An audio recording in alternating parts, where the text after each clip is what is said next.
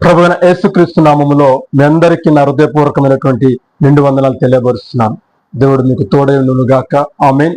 ఈ యొక్క పరిశుద్ధ పునరుద్ధరణ ఆరాధన దినమందు దేవుడు మనతో మాట్లాడనటువంటి మరి ధ్యానాంశమును దినము మనం ధ్యానించుకుందాం. హల్లెలూయా. దేవునికి మహిమ కలుగును గాక. చూడండి ప్రియులారా, మన నడత దేవుని వైపు ఉందా? మన నడవడిక దేవుని వైపు ఉంటుందా? హల్లెలూయా. మన ఆలోచన దేవుని వైపు ఉంటుందా? మన చూపు దేవుని వైపు ఉంటుందా? ఆమేన్. మన ఆత్మీయ జీవితము దేవునికి దగ్గరగా ఉంటుందా? మన ఆత్మీయ జీవితంలో మనము దేవునితో సహవాసం చేసే బిడ్డలముగా మనం ఉంటూ ఉన్నామా? హల్లెలూయా. ఈనాడు లోకంలో మన ఆత్మీయ జీవితాన్ని విడిచిపెట్టిన వారముగా దేవునికి మనకు ఆ సహవాసం అనేది లేకుండా ఈ లోకానుసారమైనటువంటి క్రియలకు, లోకానుసారమైనటువంటి మరి పాపానికి బందీలైపోయి, బానిసలైపోయి, లోకంలో ఉన్నటువంటి మరి చెడు అలవాట్లకు, చెడు వ్యసనములకు అడిక్ట్ అయిపోయి మరి చాలా మంది యువత కావచ్చు, మరి చాలా మంది కూడా ఏమవుతున్నారంటే దేవునికి దూరం అయిపోతూ ఉన్నారు. హల్లెలూయా. దేవునికి దూరం అయిపోతూ ఉన్నారు. అంటే మనం రక్షించినటువంటి దేవుని వైపు మనం చూడకుండా ఒక నిత్య రాజ్యమును, నిత్య జీవితమును ఇచ్చినటువంటి దేవుని వైపు చూడకుండా ఎటు చూస్తున్నారంటే అంటే ఇదిగో పాపం వైపు చూస్తూ ఉన్నారు. లోకంలో ఉన్నటువంటి పాపాన్ని చూస్తూ ఉన్నారు. ఆ పాపానికి బానిసైపోతున్నారు. ఆ పాపానికి అలవాటుపడిపోతున్నారు. ఇగో దేవుని యొక్క క్రియలను గ్రహించలేకపోతున్నారు. హల్లెలూయా. దేవుడు మన జీవితంలో చేసినటువంటి కార్యాలను గుర్తించలేకపోతూ ఉన్నారు. ఎందుకయ్యా అంటే మన నడవడిక, మన ప్రవర్తన, మన ఆలోచనలు దేవుని వైపు లేవు. దేవుని వైపు లేవు. ఎటువైపు ఉన్నాయంటే ఇక లోకం వైపు ఉన్నాయి. లోకంలో ఉన్నటువంటి పాపం వైపు ఉన్నాయి. లోకంలో ఉన్నటువంటి క్రియల వైపు ఉన్నాయి. హల్లెలూయా. హల్లెలూయా. ఒకసారి కొన్ని మాటలు మనం చదువుకుందాం. మత్తయి సువార్త 14వ వచనములో 25వ వచనం నుంచి మనం కొన్ని మాటలను చూద్దాం. రాత్రి 4వ జామున ఆయన సముద్రం మీద నడుచుచు వారి యొద్దకు వచ్చెను. ఆయన సముద్రం మీద నడుచుట చూచి శిష్యులు తొందరపడి భూతమని చెప్పుకొని భయము చేత కేకలు వేసిరి. వెంటనే యేసు ధైర్యము తెచ్చుకొనుడి, నేనే, భయపడకుడి అని వారితో చెప్పగా. దేవునికి మహిమ కలుగును గాక. దేవాది దేవునికి మహిమ కలుగును గాక. హల్లెలూయా. చూడండి, ఇక్కడ కొన్ని మాటలు మనం చూసినట్లయితే రాయబడి ఉంది. దేవుడు వర్తమానమును ముగించిన తర్వాత, ఒక ప్రాంతంలో వర్తమానం ముగించిన తర్వాత ఆయన ప్రార్థన చేసుకోవడానికి ఏకాంతంగా వెళ్ళినప్పుడు శిష్యులు ఏం చేశారంటే, ఆయనతో పాటు ఉన్న శిష్యులు ఏం చేశారంటే మరి దోణి ఎక్కేసి వారు మరి కొంత దూరం వెళ్ళిపోయి ఉన్నారు. మరి దేవుడు ప్రార్థన చేసుకొని ముగించుకున్న తర్వాత ఆయన వారి యుద్ధకు చేరటానికి ఆయన ఏం చేస్తున్నాడంట, సముద్రము మీద ఆయన నడుస్తూ ఉన్నాడు. హల్లెలూయా. సముద్రం మీద ఆయన నడుస్తూ ఉన్నాడు. ఎందుకు ఆయన సముద్రం మీద నడుస్తున్నాడు? మరి దేవుడు మునిగిపోవట్లేదా అనే డౌట్ మీరు కావచ్చు. కానీ దేవుడు సమస్తాన్ని సృష్టించాడు, సమస్తం ఆయనకు లోబడుతుంది. ఆమేన్. గడిచిన దినాలలో కూడా ఈ మాటను మనం చెప్పుకున్నాం. దేవుడు సమస్తాన్ని సృష్టించాడు, సమస్తం ఏమవుతుంది? ఆయనకు లోబడుతుంది. అలాగే సముద్రం ఆయనకు లోబడింది. ఆయన సముద్రం నడుచుకుంటూ వస్తుంటే శిష్యులు చూచి భయపడి, తొందరపడి భూతం వస్తుందేమో మన దగ్గరకు అని భయపడి గజగజ వణుకుతూ ఉన్నారంట. చూడండి, దేవుని పక్కనే ఉంటూ, దేవుడు చేసే కార్యాలను చూస్తూ, దేవుడు చేసినట్టు గొప్ప గొప్ప కార్యాలను చూస్తూ శిష్యులు ఏమవుతున్నారంటే ఆయనను గుర్తించలేకపోతున్నారు, ఆయన మహిమను గుర్తించలేకపోతున్నారు, ఆయన ప్రకాశమైనటువంటి ఆ వెలుగును గుర్తించలేకపోతున్నారు. ఏమనుకుంటున్నారంటే భూతం వస్తుందేమో అని భయపడుతూ ఉన్నారు. హల్లెలూయా. భూతం వస్తుందేమో అని భయపడుతున్నారు. అంటే వారి ఆలోచన విధానం ఎలా ఉందయ్యా అంటే లోకానుసారముగా ఉంది. అంటే వస్తున్నది నజరుడైన యేసు, ఆయన మహిమను చూస్తే తెలుస్తుంది కదా. ఎన్ని రోజులు ఆయనతో పాటు ఉంటున్నాము, ఆ మాత్రం మనం తెలుసుకోలేమా? వస్తున్నది నజరుడైనటువంటి యేసు అని వారు గ్రహించలేకపోయారండి. శిష్యులు గ్రహించలేకపోయారు. భయపడుతున్నారు, గడగడలికిపోతూ ఉన్నారు. వారి భయాన్ని చూసి దేవుడు అంటాడు, భయపడొద్దు, ఇదిగో నేనే, ధైర్యం తెచ్చుకొనుడి అని వారితో చెప్పాడు. హల్లెలూయా. అయితే అక్కడ మనం చూసినట్లయితే మత్తయి సువార్త 14:28 పేతురు యేసుక్రీస్తు వారు నడుచుకుంటూ వస్తున్న పేతురు చూసి, ప్రభువా నీవే అయితే, నమ్మట్లా. దేవుడు ఏమంటున్నాడు, మీరు భయపడొద్దు, నేనే మీ దేవుడును, మీరేం భయపడొద్దు అంటే, పేతురు చూసి, ప్రభువా ఒకవేళ నీవే అయితే, నువ్వు నిజంగా దేవుడివి అయితే, నువ్వు భూతానివి కాకపోతే, నువ్వు నిజంగా మా యేసయ్యవి అయితే, నేల మీద నడిచి నీ యుద్ధకు వచ్చుటకు నాకు సెలమిమ్మని ఆయనతో అనెను. హల్లెలూయా. ఏమంటున్నాడు ఇక్కడ పేతురు, నువ్వు నిజంగా దేవునివి అయితే, నువ్వు భూతాన్ని కాదంటున్నావు కదా, నువ్వు నిజంగా దేవుడు అయితే నువ్వు నీళ్ళ మీద నడుచుకుంటూ వస్తున్నావు కదా, ఇగో నేను కూడా నీళ్ళ మీద నడుచుకుంటే నీ యుద్ధకు వస్తా, నాకు సెలవి, నాకు అటు అధికారమి, ఈ సముద్రానికి ఆజ్ఞాపించు అన్నట్టుగా పేతురు మాట్లాడుతూ ఉంటే, ఆ కింద వచనంలో మనం చూసినట్లయితే, ఆయన రమ్మనగానే పేతురు దోణి దిగి యేసునొద్దకు వెళ్ళుటకు నీళ్ళ మీద నడిచాను. యేసు దగ్గరకు వెళ్ళుటకు ఏం చేశాడు పేతురు, నీళ్ళ మీద నడిచాను. గాని నడిచిన తర్వాత ఏమైందయ్యా అంటే, కింద వచ్చిన 30 మనం చూసినట్లయితే, గాలిని చూచి భయపడి మునిగిపోసాగి ప్రభువా నన్ను రక్షించమని కేకలు వేశాను. హల్లెలూయా, హల్లెలూయా, దేవునికి మహిమ కలుగును గాక. చూడండి, యేసుక్రీస్తు ప్రభువు నడుచుకుంటూ వస్తుంటే ఆయన గుర్తించలేదు. ఆయన భూతమని చెప్పి భయపడ్డారు. భూతమని చెప్పి అమ్మ భూతం ఆయద్దకు వస్తుంది, అమ్మ భూతం ఆయద్దకు వస్తుంది అని భయపడుతూ గదిలో దొరికిపోతున్నటువంటి క్రమంలో దేవుడు అన్నాడు, మీరు భయపడొద్దు, వస్తున్నది నేనే మీ దేవుడు. దేవుడు చెప్తే పేతురు ఇంకనూ సందేహపడి, నీవు నిజమేనా, నువ్వు నిజంగా దేవుడివేనా, భూతానివి కాదా, అయితే నేను కూడా నీతో పాటుగా నీళ్ళలో నడుచుకుంటూ నీ దగ్గరకు వస్తా, నాకు సెలవిమ్మంటే దేవుడు ఏం చేశాడు, ఓకే రా అన్నాడు. పేతురు మంచిగా నీళ్ళలో దిగాడు, నడుచుకుంటూ కొద్దిగా వెళ్ళాడు. ఎటు చూశాడంట, హల్లెలూయా, గాలిని చూచి భయపడి ఏమవుతున్నాడంట, మునిగిపోతూ ఉన్నాడు. చూడండి, ఈ మాటలు మీకు తెలిసినే. అయితే దేవుడి మాటను బట్టి మనతో ఏం చెప్పబోతున్నాడంటే, ఇగో గాలిని ఈ లోకానికి సాదృశ్యంగా, ఈ లోక పాపానికి సాదృశ్యంగా చూపిస్తూ ఉన్నాడు. ఇక మనం నడిచిపోతున్నామే, దేవుని వైపు చూసుకుంటూ నడిచినంతసేపు మరి పేతురు మునిగిపోలేదు. దేవుని చూసి నడిచినంతసేపు పేతురు మునిగిపోలేదు. ఎప్పుడైతే లోకం వైపు అనగా ఈ గాలి వైపు అనగా ఈ లోకం వైపు చూశాడో అప్పుడేమైపోయాడు, మునిగిపోసాగాడు. హల్లెలూయా. దేవుడు చెప్తున్నాడు, నువ్వు నా వైపు చూసి నడిచినంతసేపు, నువ్వు నా వైపు చూసి నీ నడకను కొనసాగించినంతసేపు, నువ్వు నా వైపు చూసి నా దరికి చేరినంతసేపు నీకు ఎటువంటి అపాయము రాదు, నీకు ఎటువంటి ఇబ్బంది రాదు, నీకు ఎటువంటి శ్రమను నిన్ను తాకముని దరి చేరువు. నువ్వు ఎప్పుడైతే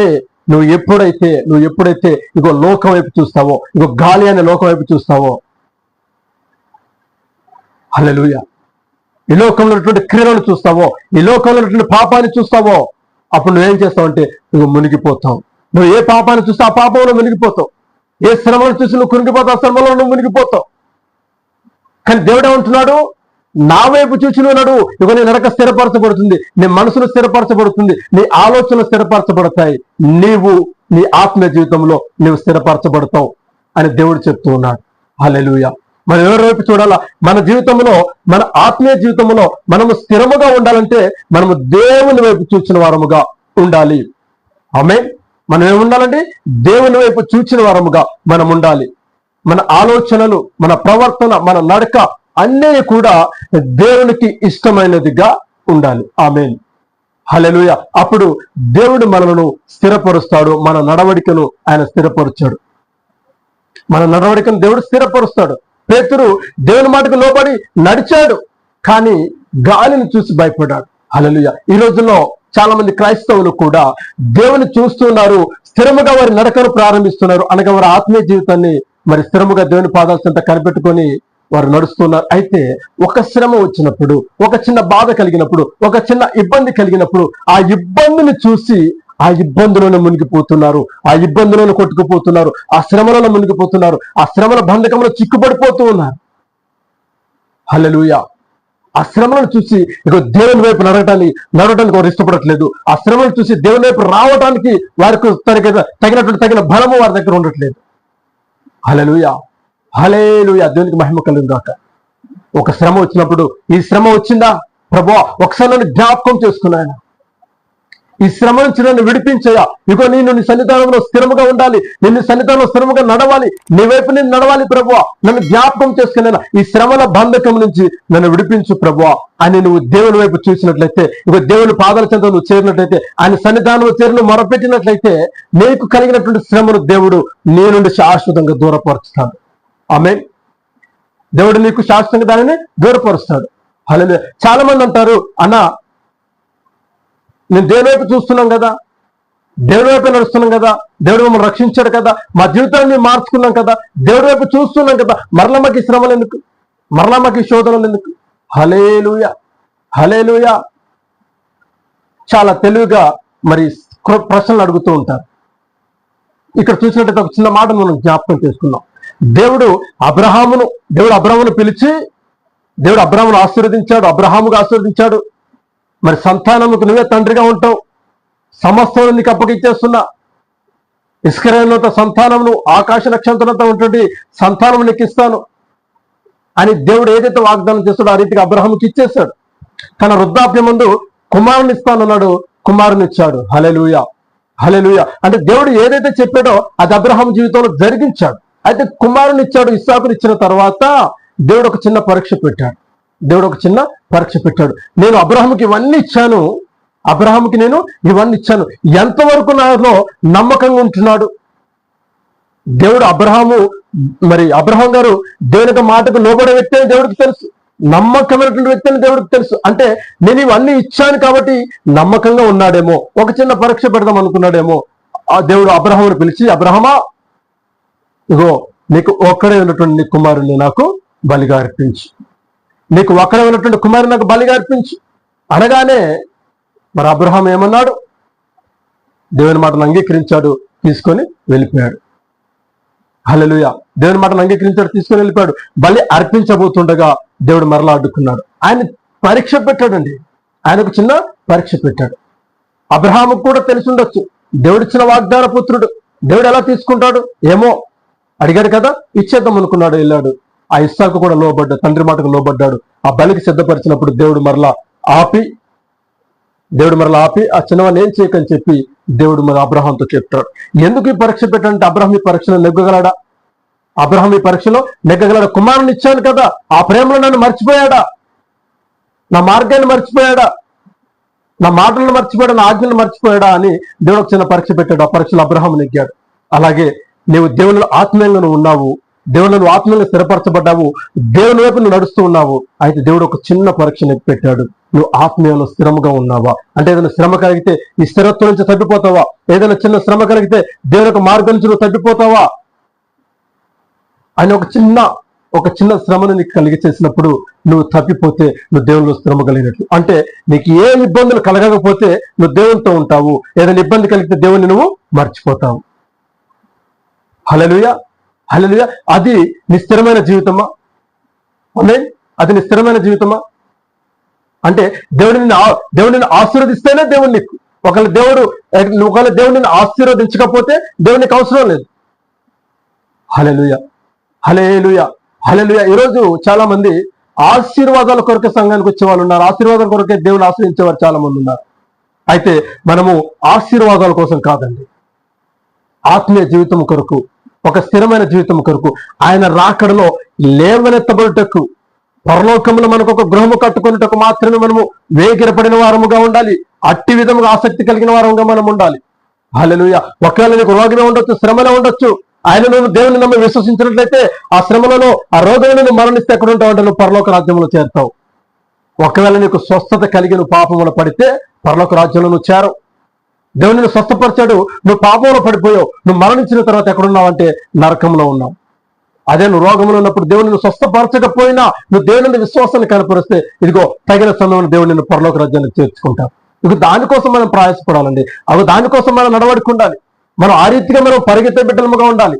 అంతేగాని ఈ లోకంలో ఉన్నటువంటి శ్రమల కోసం, ఈ లోకంలో ఉన్నటువంటి పాపాన్ని చూసి మనం దానికి బానిసలైపోయిన వారంగా మనం ఉండకూడదు. ఈ లోకం వైపు చూసి మన జీవితాలను మార్చుకోకూడదు. ఈ లోకంలో ఉన్నటువంటి పాపం వైపు చూసి మన జీవితాలను మనం నాశనం చేసుకోకూడదు. ఒక స్థిరమైన మనసును మనము కలిగి జీవించాలి. ఒక స్థిరమైనటువంటి ఆలోచన విధానంతో దేవుని మనము వెంబడించాలి. హల్లెలూయా, హల్లెలూయా. అర్థమవుతున్నాయి ఆ మాటలు మీకు? పేతురు దేవుని చూసినంతసేపు నడిచాడు, ఈ గాలిని చూడగానే మునిగిపోసాగాడు. అలాగే మనం కూడా దేవుని చూసినంతసేపు స్థిరంగానే ఉంటూ ఉన్నాము, కానీ ఏదైనా శ్రమ కలిగినప్పుడు, ఈ లోకంలో ఉన్నటువంటి శ్రమ ఏదైనా కలిగినప్పుడు ఆ శ్రమలో మునిగిపోయే వారంగా మనం ఉంటున్నాం. అయితే దేవుడు ఆ రీతిగా మీరు ఉండకూడదు. మీరు నా వైపు చూడండి. శ్రమలలో, నిందలలో, దుఃఖంలో, బాధలో, కన్నిటిలో, సంతోషంలో మీరు నా వైపు చూడండి. ఆమేన్. అనగా దేవుని వైపు చూడమని అర్థము. ఎటువంటి పరిస్థితులైనా మనం ఎవరి వైపు చూడాలంట? దేవుని వైపు చూడాలి. మన నడక దేవుని వైపే ఉండాలి. శ్రమ కలిగినప్పుడు దేవుణ్ణి మరచి మన నడకను మార్చుకోకూడదు. మనకు అంత బాగున్నప్పుడు దేవుని విడిచిపెట్టి మన స్వలాభాల కోసం మనము వెళ్ళకూడదు. హల్లెలూయా, హల్లెలూయా. నేను చాలా సందర్భాలు కొన్ని చెప్తూ ఉంటాను. ఒకవేళ మీకు కలిగినటువంటి అత్యవసర ఎమర్జెన్సీ పనులలో ఒకవేళ మీరు సండే కనుక దేవుని యొక్క సన్నిధానానికి మీరు దూరం అయితే, ఇక మీరు ఏ ప్రాంతంలో ఉన్నారో ఇక ఆ ప్రాంతంలో దేవుని సన్నిధానానికి చేరడానికి మార్గము సిద్ధపరచుకోవాలి. హల్లెలూయా, హల్లెలూయా. ఎందుకంటే సన్నిధిలో మనం దూరం కాకూడదు. దేవుని సన్నిధానం మనము దూరం కాకూడదు. దేవుని సన్నిధానానికి వెళ్ళే వారంగా ఉండాలి. క్రమం తప్పక దేవుణ్ణి వెంబడించే వారంగా ఉండాలి. ఆయన లేఖనాలను చదివే వారంగా ఉండాలి. ఆయన లేఖనాలను పాటించే వారంగా ఉండాలి. హల్లెలూయా. అప్పుడు లోకంలో శ్రమలు ఎన్ని వచ్చినా, లోకంలో శోధనలు ఎన్ని వచ్చినా, లోకంలో మరి చెడు క్రియలు ఎన్ని వచ్చినా కూడా దేవుడు వాటిని దరి చేరనివ్వక అవి నీ దరికి రానంత దూరంలోనే వాటిని వెళ్ళగొట్టేస్తాడు. ఆమేన్. దేవుడు యొక్క దహించే అగ్ని చేత వాటిని కాల్చివేస్తాడు. ఎందుకంటే నీ మీద అధికారం అపాధికి ఇయ్యడు. ఎందుకంటే నువ్వు దేవుని మీద విశ్వాసం ఉంచావు, నువ్వు దేవుని వెంబడిస్తున్నావు, దేవుని వాక్యానుసారంగా నువ్వు జీవిస్తున్నటువంటి బిడ్డవు. ఒక నమ్మకమైన జీవితాన్ని నువ్వు దేవుని ఎదుట జీవిస్తున్నప్పుడు ఇక దేవుడు నీకు తోడై ఉంటాడు. ఆమేన్. దేవుడు నీకు తోడై ఉంటాడు. నీ పైన అపవాదికానికి అధికారం లేకుండా చేస్తాడు. హల్లెలూయా. అంతటి బలవంతుడు, అంతటి శక్తివంతుడు మనం నమ్మినటువంటి యేసయ్య. దేవునికి మహిమ కలుగును గాక. ఆమేన్. కాబట్టి ప్రియ సహోదరి సహోదరుడా, మన నడిక, మన ప్రవర్తన, మన చూపు అన్నీ కూడా దేవుని స్వాధీనమందు ఉంచాలి. దేవుని స్వాధీనమందు ఉంచాలి. ఈ లోకంతో మనకు పని లేదు. ఈ లోకంలో ఉన్నటువంటి శ్రమలతో మనకు పని లేదు. ఒకవేళ శ్రమ కలిగినను ప్రభువా నన్ను జ్ఞాపకం చేసుకో అనే మనసు నీకు రావాలి. ఒకవేళ దుఃఖము కలిగినను ఆ దుఃఖంలో ప్రభువా నన్ను జ్ఞాపకం చేసుకో అనే మనసు రావాలి. ఒకవేళ నీకు సంతోషం కలిగిన ప్రభువా ఈ సంతోషం ఇచ్చినందుకు నీకు స్తోత్రం అనే మనసు నీకు రావాలి. ఆ రీతిగా ప్రతి విషయంలో నువ్వు దేవుని వెంబడించే బిడ్డగా ఉంటే దేవుడు నీకు తోడై ఉంటాడు. ఆయన నిన్ను కాపాడుతాడు, ఆయన నిన్ను రక్షిస్తాడు, తన పరలోకమందు ఆయన నిన్ను చేర్చుకుంటాడు. ఆమేన్. ఈ మాటలు మీ వినికిడులు దేవుడు స్థిరపరచును గాక. హల్లెలూయా. చిన్న ప్రార్థన చేసుకున్నామండి. సర్వోన్నతుడా, సర్వాధికారి, సత్యవంతుడా, మీ బంగారు పాదాలకు వందనాలు నాయన. అయా ఇదిగో స్థిరముగా నీ వైపు నిలిచే స్థిరముగా నా తండ్రి నీ మార్గంలో నడిచే కృపను మాకు దయచేయండి.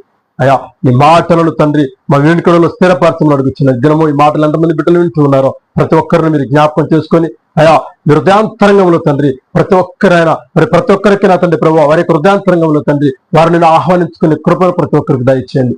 ఈ చెడు లోకం వైపు అయా ఈ లోకంలో చెడు వైపు, శ్రమల వైపు, చోదల వైపు చూసినైనా వారు మునిగిపోకుండా, తొట్టిల్లిపోకుండా నా తండ్రి ప్రభావ ఆత్మీయ జీవితంలో స్థిరులై అయా నీ వైపు తన నడతను స్థిరముగా స్థిరపరచుకొని నీ వైపు నడిచే కృపను ప్రతి బిడ్డకు దయచేయమని, కృప చూపించమని ఈ జన్మని మాటలు మీరు మాకు అనుగ్రహించినందుకు ప్రభావ మీకే వేలాది వందనాలు తెలియపరుస్తూ అల్పుడమైన నన్ను నిశ్చలచట మరుగుపరుచుకొని ప్రతి ఒక్క బిడ్డతో మాట్లాడినందుకు మీకే వేలాది వందనాలు తెలియపరుస్తూ యేసయ్య పరిశుద్ధ నామమున సమస్తం మీ చేతులకు అప్పగిస్తున్నాము తండ్రి. ఆమేన్. మీరే జ్ఞాపకం చేసుకొని ప్రతి బిడ్డను దీవించమని, ఆశీర్వదించమని, ప్రతి బిడ్డ కుటుంబాలలో మీరే మేలును దయచేయమని, కార్యాలు చేయమని యేసు నామమున ప్రార్థిస్తున్నాము తండ్రి. ఆమేన్, ఆమేన్, ఆమేన్. దేవుడు మీకు తోడై ఉండును గాక. God bless you all.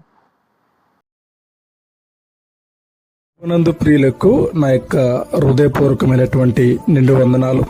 ఈ వీడియో చూస్తున్న ప్రతి ఒక్కరూ కూడా ఈ యొక్క ఛానల్ను లైక్ చేయండి, అలాగే ప్రతి ఒక్కరికి షేర్ చేయండి. తర్వాత ఈ ఛానల్ను తప్పకుండా సబ్స్క్రైబ్ చేసుకోండి. దేవుడు మీకు తోడై ఉండును గాక. God bless you all.